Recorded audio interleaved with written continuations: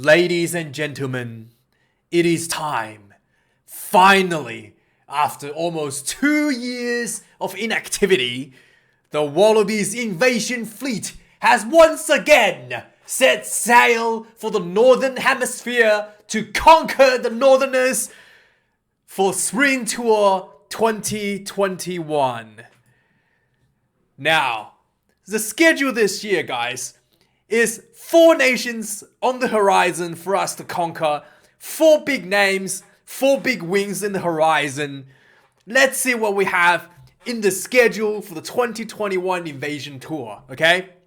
First up, Empire of the Falling Sun is the first victim of the invasion fleet for the Wallabies. We will be playing Japan in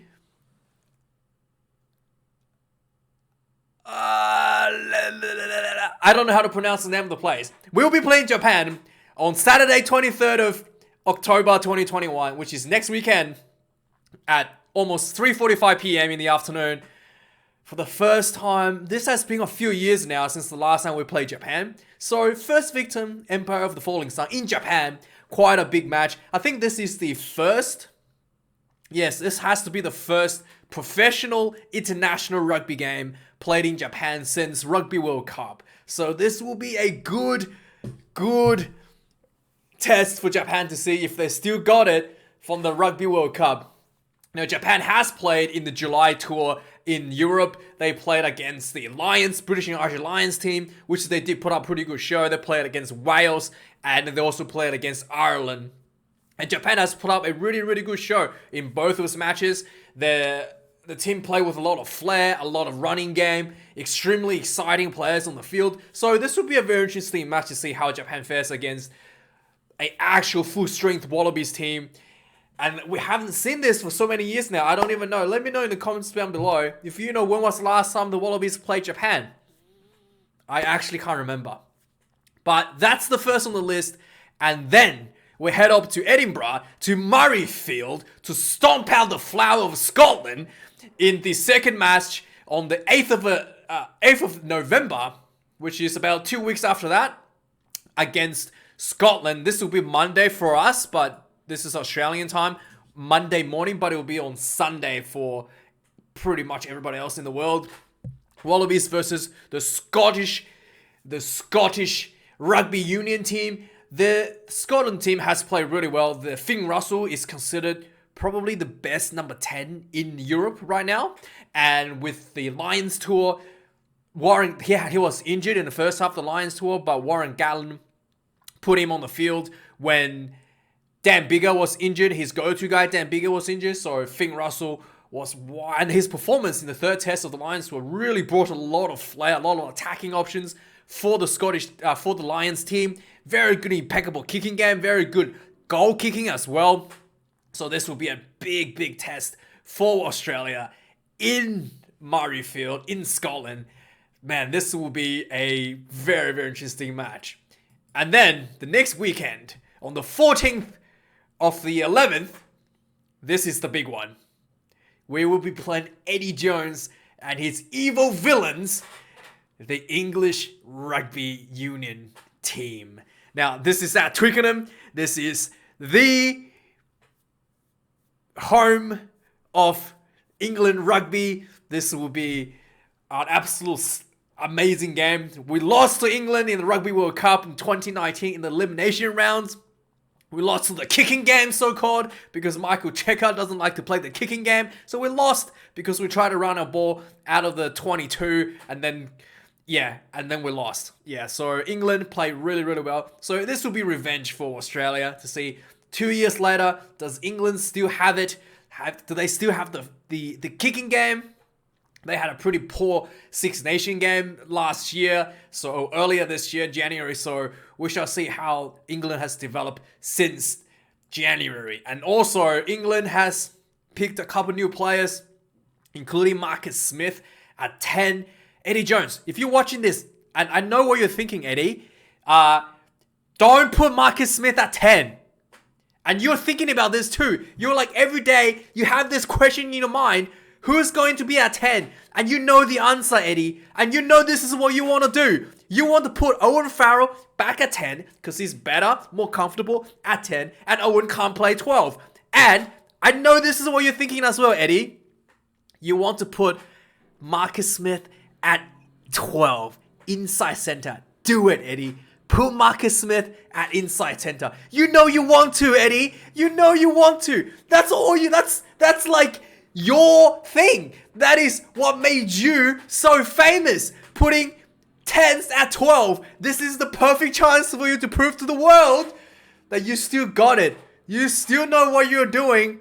Put Marcus Smith at 12 and show the world that you still got it, Eddie.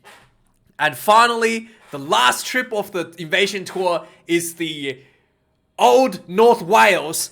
We will be playing the Old North Wales in the Principality Stadium, which I think is the Millennium Stadium in Wales. And yeah, this will be, again, a really tough game, potentially. But there has been some news that some of the Welsh players is not able to play due to club commitments against the... Yeah, I'm not sure how this is going to turn out. Hopefully, we get to see the full strength of the Welsh team at Millennium Stadium. But if the Old North Welshman decides to no show up, I'm happy to take the free win. Anyway, now let's have a look at the fleet itself. The players who have earned themselves the honor, earned themselves the grace of the Dave Rennie to wear the green and gold jersey to represent the invasion fleet to the Northern Hemisphere. First up, we have Alan Alatoa, 50 caps for the Brumbies, 27 years of age. He had a very stellar season so far in the international scenes. His scrummaging is a little bit off at times, so he's definitely got plenty to improve. But everywhere around the park, very good. Very, next to no penalties almost. Very good lineouts, very good at just about everything else, except his scrummaging needs a little bit of pickup there. But Alan Alatoa, he had a break in the last 2 games, I think, against the Springboks, where he's had a child. I think the second game in the Springboks, where he's had a child, I believe. So he's been away for a little bit, but it's good to see him back in the field for the Wallabies. He's 125 kilos and 182 centimeters tall. Next up, we have Rory Arnold, a late addition to the Wallabies team. 26 years of age. He plays for Stade Toulousain. 31 years of age. He hasn't played for the Wallabies for quite a few years now, since 2016, I believe. And he's 2 meters and 8 centimeters tall, 120 kilos. Good to see him back. He's one of those exemptions that he brought back. He's brought back because of one of the exemptions to do with the pandemic. And he's kind of like given a second life at the Wallabies jersey. Angus Bell, third up, 12 caps for the Wallabies for the Waratahs, 21 years of age. He is by far the best loose air prop for the Wallabies. He has absolutely turned the Springbok scrum inside out. And he also did pretty well against the All Black scrum as well. So he's like up there to be one of the best scrummagers in the world at the moment. So I am very excited to see Angus Bell back really improving, really like showing a tremendous amount of talent. He's only 21 years of age, and he's already showing tremendous amount of talent for the age that he's got. And he's only going to get better. He's 21. The props don't get their peak till like 28. So he's still got plenty of room to grow in size, strength, and in technique. And he's already dominating.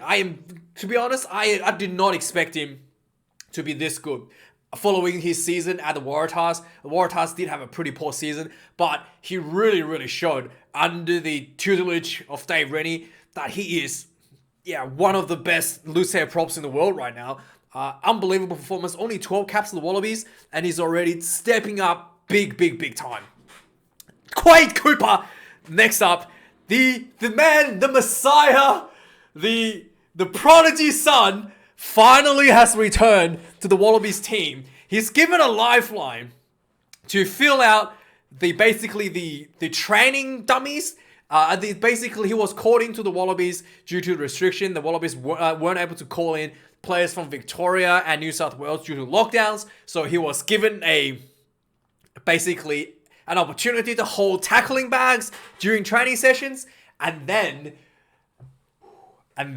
Noah Lolesio, the preferred starting future of Australian rugby, supposedly really, let's just say, dropped the ball on the number 10 position. So after getting smashed by the All Blacks 3 weeks in a row, they caught in the prodigy son, Quade Cooper, and it was literally like, yeah, let's just give him a go and see what happens, because it's getting preposterous to give Lolesio another go. And sure enough, he stepped up. Like, the Wallabies beat the Springboks. I did not expect that. He just completely took the Wallabies team to the next level, and everything started to click. Everyone started to gel a little better with him in the team. He has lost. He's really beginning to follow. He's beginning to see himself as just a piece of the puzzle of the team instead of like the most important person. So he's really like playing his game in a more conservative manner. Really starting to show that maturity, show that good decision making around the park. Just tremendous opportunity for him to play the Wallabies again, and he really showed and now starting to claim that number 10 jersey as his own again, just almost locking that down as the preferred number 10 for the Wallabies. It's very impressive. After being basically kicked out of Australia since 2017, he's back. And he's better than ever. And you can tell he's been training with his kicking as well, because Quade used to have a really weird kicking style where he sticks hand out like this. He doesn't do that anymore. So he's definitely putting the time and effort to work on his goal kicking. And he's really improved just tremendously. I'm really proud of this guy. And I'm really, looking forward for him to really show people what he can do. He was the prodigy. Like, everybody expected him to win the Rugby World Cup for Australia in 2011, right? And then he just never delivered. But maybe he can finally fulfill, the dream of a nation. Quade Cooper. And then next up, we have Filippo Daugunu, a Reds player. 6 caps for the Wallabies, 26 years of age. I do think that Daugunu hasn't been given many opportunities recently by Daireni, just because the competition for the wing position is extremely competitive in the Wallabies at the moment. But Filippo Daugunu is one of the most electrifying finishers in Super Rugby, in international rugby right now. So it'll be very interesting to see if he gets a chance. But the Wallabies backline is actually getting super stacked. That super talented players like Filippo Daugunu don't even get a chance to get a start at the moment. But yeah, Daugunu is in the team, going on tour. And then next up, we have Pong Fa'anga Ma'usili. Pong Fa'amusili. Pong Fa'amusili. He's a big guy for the Melbourne Rebels, plays for the Pop. He's uncapped, potentially getting a debut maybe against Japan. He plays for the Rebels, only 24 years of age. He's a huge unit, 130 kilos and 196 centimeters tall. Next up, we have Folau Fa'anga 21 caps for the Wallabies, for the Brumbies, 26 years of age. Fa'anga didn't play against the All Blacks, and he came back to play for the Wallabies against the Springboks, and he really played really well. His liner has been very solid. Scrummaging has been really solid.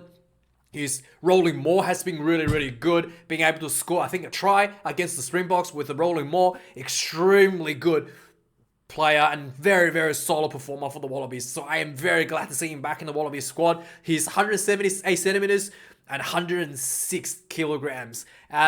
So very good to see Fa'anga locking down that hooker position for him. Really proved himself.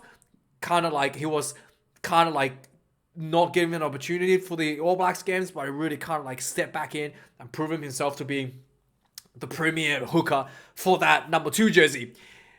Lalakai Fuketi is a Waratahs player. He's uncapped for the Wallabies, 26 years of age. One of the few Waratahs players being selected for the squad, for the Wallabies squad. Maybe he'll get a chance to debut in the spring tour, but we shall see. He's currently uncapped. Next up, we have Jake Gordon with 10 caps. He plays for the Waratahs, 28 years of age. He has played maybe the third up. He's like the third preferred halfback for the Wallabies at the moment. I feel like he does have the potential to maybe move up to the bench, but again, the competition for the number 9 position is extremely competitive with Nick White and Take McDermott at number 9 competing already very competitive. So Jake Gordon may not get a run again for the Wallabies, and his performance against the Argentinian teams in the second game against Argentina in the second half wasn't very impressive. He did look like very rusty, maybe because of a lack of game time. He looked a bit rusty there, so not sure if he's going to get an opportunity. Hopefully he does for the Wallabies team, but we shall see how he goes. He's 183 centimeters tall, and I think we shall see. We shall see what he gets. And next up, we have one of the best players in the Wallabies team right now, Reece Hodge, the Swiss Army knife for the back line. He fits every position.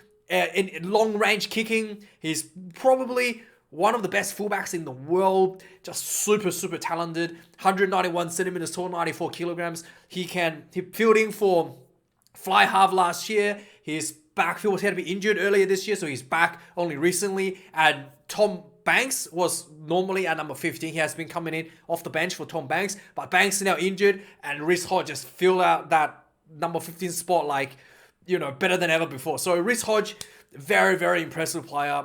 Just an absolute athletic freak. I'm very, very impressed by this guy. 53 caps, plays for the Rebels, 27 years of age. We're looking forward to see him put some good performances again in the Invasion Tour. And then next up, we have the captain himself, Michael Hooper. 115 caps, the most cap player in the Wallabies team. For the Waratahs, 29 years of age. He is really, really developed as a captain. He's really, really developed as a player. He is by far the best loose forward in the world right now. And that's how good he is. His work rate is through the roof. His ability to support his teammates when there's to read the game. He's developed the ability to read the game, to get himself in position to support a line break and to set up his team for line breaks, and just to be there to basically set up tries as a loose forward, not just to work the breakdown, not just to, do all the hard work, which he does as well, which he is by far the most, and he makes most tackles every game as well. He's able to do all those things on top. He's just, by far, tremendous all-around package at the moment. Michael Hooper, I've been criticizing this guy a lot last year. He hasn't been, and then he'd gone away for Japan, so I wasn't very happy about that. But he's come back with new attitudes, new tricks in his toolkit, and he's just, better than ever before, Michael. And I am very, very proud that he's the most capped. But he has the most. He has the most cap as the Australian captain in the history. So I'm very proud of him making that achievement. He truly, truly do deserve that. And he's just Iron Man. I cannot say anything more about how good this guy actually is. He's 182 centimeters tall, 101 kilograms, and his work rate is through the roof. So you can't really argue with that. And Michael, so if there's one thing I do want to criticize him, is that he never smiles. Okay? Even see that picture of him smiling, that's probably the only picture of him smiling ever in the history of the world. Okay? Let's have a look if we can find any more pictures of him smiling. Nah, smiling, not smiling, not smiling, no smile. Oh, it's one smiling. Nope, smiling. Nope. Maybe smirk. Nope. Maybe. No. Yeah, he doesn't smile. So maybe just practice that smile a little bit, Michael. And that'll be, especially in those post-match interviews when you won the game, you look like you've lost, okay? Just you are allowed to smile. You are allowed. Now, next up, we have the outside center, Len Nikitau, who has really grown into that outside center jersey as well in recent times for the Wallabies. He is 108 centimeters, 195 kilograms, scored 2 tries against the Springboks.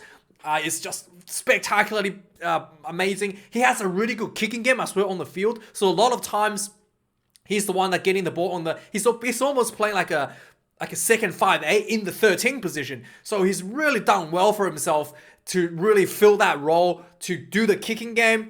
at the 13th position from the outside center position, and he's also really good at running the ball, scoring tries for the Wallabies. Just very, very good player as well, and he's still extremely young. 9 caps for the Wallabies, only plays for the Brumbies, only 23 years of age, so he has a lot of room to improve, and he's still, he's already getting there to be very, very impressive in that outside center position, and pretty much, starting to lock down that jersey for himself for the long run. Next up, we have Fileti Kaitu'u,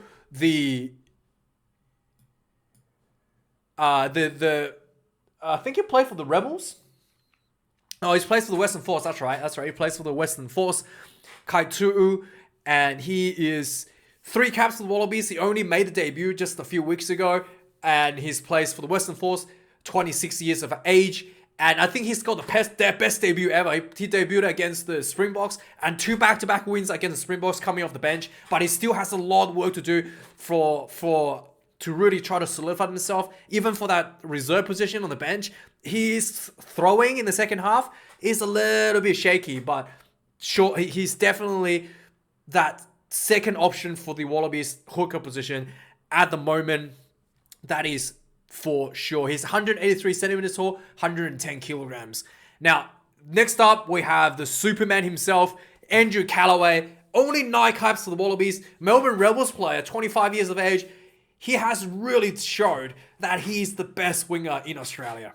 He is so damn good. I did not expect him to be... when he was selected, I was questioning why was he selected, because the Rebels had a really terrible season this year, and Callaway, as part of the team, did not really, step out, did not really stood out to me as an outstanding player. But when he put on the gold jersey, he is just amazing, spectacular. Scoring tries against the All Blacks, scoring tries against the Springboks. He's just a try-scoring machine. He's extremely talented, extremely good kicking game on the field as well, extremely good under the high ball. Just spectacular performer all around. 186 centimeters tall, 106 kilograms. Look forward for this guy to develop even better for the future. So we shall see how he goes against the Northerners. But yeah, he is incredibly good. And next up, this is the saving grace for the Wallabies backline, I think, in some sense. Samu Kurevi came back after the Wallabies suffered massive defeats against the All Blacks. He came back to play against the Springboks, and he just really took the Wallabies backline to the next level. The amount of line breaks that this guy makes is insane. He's actually getting up there to be one of the best centers in the world. Has just the way he can just effortlessly carves through the defense in the back line is just incredible to see. And his ability to just offload when he makes that break is also just makes him just so dangerous, so damn good. He's currently having a little bit of ankle injury, so hopefully he will be okay to play maybe later on in the rounds, maybe against England. Hopefully, I want to see him play, really put a big mark and dent in the English rugby team. And he's 186 centimeters, 108 kilograms. Yeah, I can't say anything more about this guy. He's absolutely spectacular. And he's one of the players who's normally who was not eligible to play for the Wallabies because he failed to qualify for the Giddos Law. But because of the pandemic, he's given a second chance, given an exemption to join the team. And man, he is so damn good. Like the best in the world that good. Next up, we have Marika Karambeti, 42 caps for the Wallabies. He has signed to play for the Panasonic Knights next year. So he played for the Melbourne Rebels last year. So hopefully we can get him to play as an exemption next season. But at this stage, he's potentially not going to be playing for the Wallabies anymore next year. So he is one of the best hard-running line breakers in the Wallabies team. He does have this issue where I've been criticizing a bit in the past where his defense has been not that great, but he's really worked on that and improved a lot on his defense. And also he seems to be out of position a lot sometimes. He likes to get a bit overexcited and get himself out of position and starting to play like a forward. And really it's not... Sure, he does bring that energy to the team, but sometimes he he's not really he's not really in position to capitalize an opportunity to score try, essentially out of position, being overly eager. So it's a good thing, but it's something that he's been working on, been tempering down that eagerness and starting to get more and more, finding himself into the right position. And finally, he scored 2 tries against the Springboks. He has the most denied tries in international rugby this year. Maybe in Super Rugby as well. He has so many denied tries. It's baffling how this guy just could not score after getting over the line so many times. But he finally found himself in the right spots against the Springboks, being able to score 2 tries under his name. So really good performance from him. Hopefully, Australian rugby can extend the the Giddels Law exemptions to Corambetti next year, so he can potentially get some more opportunities for the Wallabies. Especially if the World Cup comes on in 2023, some of these players really needs to be considered for an exemption. Next up, we have Tulu Latu, 19 caps for the Wallabies. He plays in France, State of France, at 28 years of age. He's another one of those exemptions that came in due to the pandemic for the Wallabies, 175 centimeters and 110 kilograms. Next up, we have Rob Leota, who plays for the Melbourne Rebels. 2 caps for the Wallabies, 24 years of age, 109 centimeters, 110 kilograms in weight. Again, he's a young player, looks to try to build that spot in the Wallabies team. Next up, we have the number 9 jersey. He's probably the best number 9 in Australia at the moment. But here, Nick White is competing extremely hard for the number 9 jersey. Tate McDermott plays for the Reds. I personally think Tate McDermott is slightly better than Nick White in terms of having that flair, having that energy. But maybe in a game where it's more, where you need a bit more groundness to the game, more stability, Nick White maybe brings that. But Tate McDermott, just a ball of energy, a ball of massive, speed and just accuracy, just everything you want from this guy. He's really good at exploiting the space around the rocks. Really good vision around the field. Really good at supporting his teammates. Just all around one of the best number 9s in the world right now. He's 179 centimeters, 82 kilograms. And only 11 caps for the Wallabies. Has still got a long way to go to improve himself. And he's already starting to look like one of the best in the world. Next up, we have Connell McInerney. I'm not too sure about this guy. Actually, he's 181 centimeters tall, 105 kilos. He's uncapped for the Wallabies, and he's currently playing for the Brumbies at 26 years of age. Next up, we have Sean McMahon. He's been brought back into the Wallabies. He hasn't played for the Wallabies since 2000. He played against Argentina coming off the bench. Prior to that, he hasn't played since 2007 prior to that. So it's good to see him back into the Wallabies team. But he is not really, his performance in the second half, not really as good as you would want. So plenty of work for him to improve, to try to really secure. If he wants to be in that bench spot even, he really has a long way to go. He's currently playing in Japan for the Santoro Sun Goliath, and he's one of the exemptions that was brought in due to the pandemic. Next up, we have James Rabbit O'Connor. So Rabbit, he is back in Australia. Since he came back to Australia, has really been improving himself as a number 10. He's been injured in recent times, so he hasn't played against the very top of the competition in international rugby recently. So it'll be good to see him back finally in the field once again against the Northerners. He is 181 centimeters tall, 93 kilograms. He and Quaid were widely considered the future of Australian rugby once upon a time, and he is finally back. He's also back at number 10 jersey. He's also back at a number 10 jersey. So two guys once again competing for that coveted number 10 spot for the Wallabies.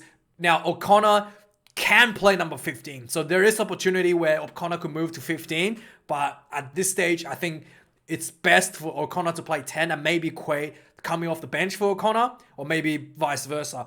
Either way, I think, yeah, it's really good competition actually to see the good old buddies going head to head for that gold number 10 jersey. So it'll be interesting to see how this turn out. James O'Connor, his kicking has been improving quite a lot. Very, very high percentage kicking, and he's really, really good at running game around the park as well. So, yeah. Rabbit versus Quade Cooper. Just, I can't believe this is actually happening again. Hunter Paisami, he's back from, I think he was away for having a child. So he's finally back again for the Wallabies jersey. So him stepping away really opened the doors for Sam Makarevi to be back at the center position. So Hunter Paisami, he's got a lot of competition now suddenly for that inside center position in the Wallabies team, or even the outside center. Len Ikitau has been playing really well as well. So Paisami has a lot of work to do. He's one of the most hard-running players on the field for Wallabies, but he does get a little bit overextended, and sometimes he gets, lose the ball because he just goes too hard and he loses security on the ball, something that he can improve on. So he has 11 caps for the Wallabies, plays for the Queensland Red. Absolute just ball of, tremendous energy. Just likes to run at your face. Extremely, extremely exciting player to watch as well. 23 years of age, and we shall see. He's extremely competitive right now for the Wallabies center position. Speaking of center position, Isaiah Parisi. He could be making a debut for the Wallabies. He was announced for the Wallabies team in the final rounds of the Super Rugby, and he got injured the night when the team was announced. So he never got an opportunity to play for the Wallabies so far. So he is one of the players that I really, really, really, really want to see in the gold and green jersey.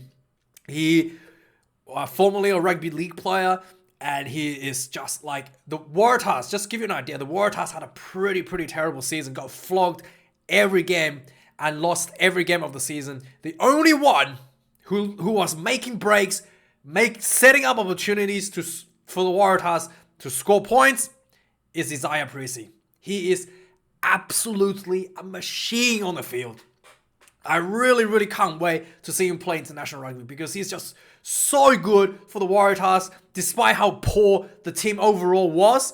He was just like, leaps and bounds above the rest of the team. Like, that's how good he was in the Waratahs. So I really, really, really want to see this guy play for the Wallabies. And maybe at the outside center, not too sure how this is going to fit. But again, the jerseys are becoming super, super competitive for the Wallabies. But hopefully we see him get a debut maybe against Japan next weekend. Hopefully we see that. Next up, we have Jordan Patea, who plays for the Reds. Number 14, 14 caps for the Wallabies.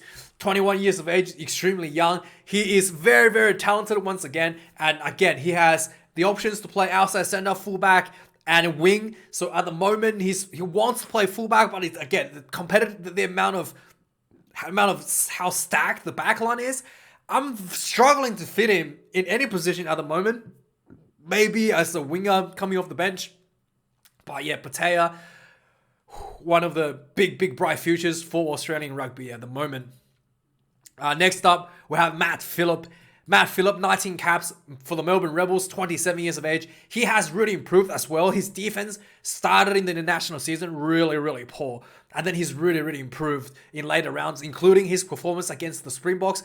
Was probably the best performance I've ever seen from him. His ability to disrupt the lineouts, his ability to, do really well in the scrummaging, and just, really eliminate those defensive errors, the missed tackles. Really a solid player right now for the Wallabies. Like massive improvement from his performance against the All Blacks just about a month or so before. So Matt Phillip, big thumbs up to him, and really, really good to see him as becoming one of the core members in the Wallabies forward pack. Next up, we have Tom Robinson, who's been called in as the injury replacement recently for the Wallabies. He is 26 years of age, 26 cap for the Wallabies, plays for the Western Force. So maybe he will get another opportunity coming off the bench, but we shall see how he goes he's probably only going to get an opportunity if there's an injury to one of the props. Next up, we have Isaac Rodda, who also was being away for the Wallabies for a while. And then last year, due to the pandemic, he went overseas to make some money, which is good for him. He came back this year. He's re-signed with the Western Force, who will be playing for the Western Force next year. He's 30 caps for Wallabies, 24 years of age. And ever since he came back and he started to, I think he played coming off the bench against the Springboks. And then he started against the Springboks in the second game. He's really starting to fill into that second rower position. Almost like like a gloves fitting onto the hand, like a nicely perfect fit gloves onto a hand, just really starting to take command of that starting jersey for the Wallabies second rower spot. So Isaac Rodda, I'm very glad that he's back and he's, rebuilding himself back to where he used to be in that top of the pecking order for the Wallabies team. Next up, we have Pete Samu. He was brought in, again, late in the Super Rugby season. He didn't play against the All Blacks. He came back for the Springboks games, coming off the bench, and he's just been electrifying. I think he played the All Blacks coming off the bench in Perth. He did not play in New Zealand. So, again, he coming off the bench, very, very, very impressive, this guy. He's one of the most exciting players coming off the bench. His abilities to set up opportunities for his to capitalize on space that he sees in front of him, to play really good support lines for his teammates is just extremely good. I did not expect that from him. He's 185 centimeters tall, 102 kilograms, and couldn't say anything more about this guy coming back and be really stepping up as one of the better players for the Wallabies team. And again, more competition means that everyone else is going to get better as well. Will Skelton is called back into the game for the Wallabies squad once again, being overseas. He's currently playing in France. I think he's got 18 caps for Wallabies, 29 years of age. So Will Skelton, he's back again for the Wallabies squad. Whether he's going to get a starting position, we shall see. But at the moment, he is one big fella that we would be more than happy to have around. He's 203 centimeters tall, 140 kilograms. Imagine this guy lifting this guy in the line-outs. Jesus, that is insane. So we shall see how he goes. But he's, again, one of the exemptions that was given for the Wallabies to come back to. Next up, we have Jem Slipper. He's 110 caps, second most capped player for the Wallabies team. He plays for the Brumbies, 32 years of age. He is quite a solid player for the Wallabies. His scrummaging has been very stellar. His lineouts has been pretty good. His set pieces has been pretty good. Sometimes he is a little bit penalty. He does give a penalty a little bit. His discipline might not be as good as you would like for someone that has 110 test caps, but he is definitely, he does definitely have one of those games where every now and then he just gives away a bit too many penalties. So his discipline is something that he can still work on, but overall, just for his core performance in terms of scrummaging and lineouts, he's a pretty solid player for the Wallabies. Darcy Swain is again one of the newer players for the Wallabies team. 9 caps, plays for the Brumbies, 24 years of age. He had a bit of injury, I think, so he came off the bench in last couple of games, but he's overall pretty good. Had a pretty good series against the French earlier this year, and overall, again, very, very bright future for this young fella. He's 2 meters tall, 113 kilograms. Next one, we have Lockie Red Card Swinton. He is definitely starting to get better at not getting red cards. He almost got another one against the Springboks, I believe. But overall, he's infamously for getting a red card on his debut.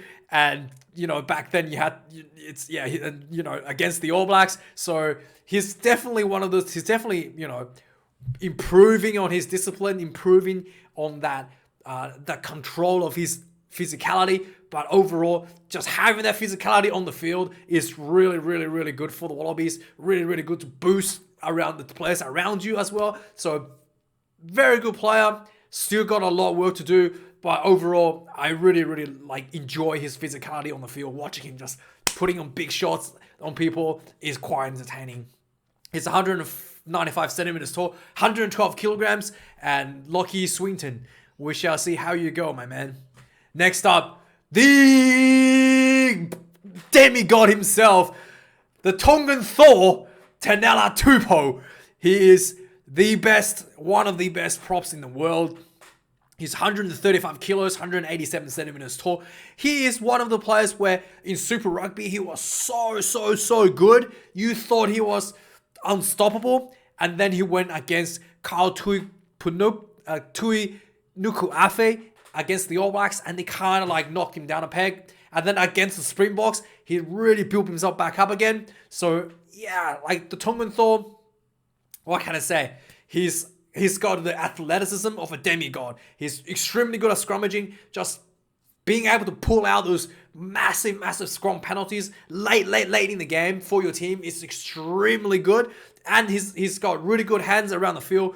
Running game, just a prop. You don't expect him to be so good at running. Sometimes he does drop the ball, as maybe get a bit too fancy, but you know, still got plenty to improve. He's only 25 years of age, still got a few more years before he reaches his peak. So Tanela Tupou already starting to look like one of the best props in the world. And sure enough, he definitely has the potential to become the best tight head in the world if he continues to work at the trajectory he's going right now. So Tongan Thor, one of my favorite players in the Wallabies. Look forward to see him put some dents on people's faces in the upcoming few weeks.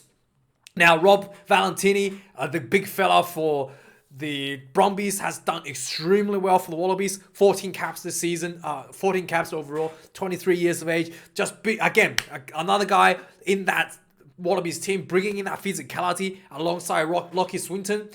Really good addition to the Wallabies team. Just big, hard running. I don't know what else to say. Everything you would expect for a loose forward he brings.